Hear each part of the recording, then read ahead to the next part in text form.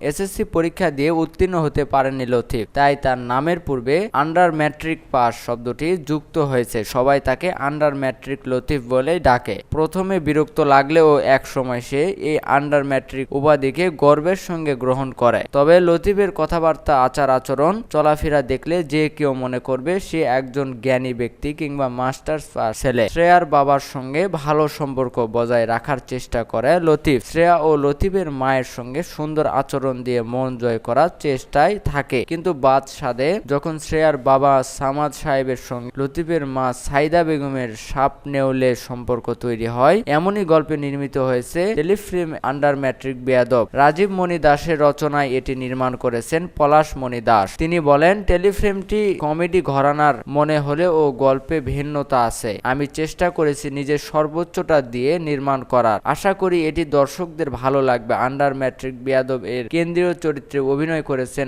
আকম হাসান ও রেজমিন সেতু। এছাড়া অন্যান্য বিভিন্ন গুরুত্বপূর্ণ চরিত্রে শফিক খান, দিলু সাইকা, আহমেদ, নিথর মাহবুব, ফরিদ হোসাইন প্রমুখ অভিনয় করেছেন। সব ঠিক থাকলে টেলিফিল্মটি শিগগিরই একটি স্যাটেলাইট চ্যানেলে প্রচারিত হবে। তারপর এটি বিয়ন্ড নেটওয়ার্ক ইউটিউব চ্যানেলে মুক্তি পাবে।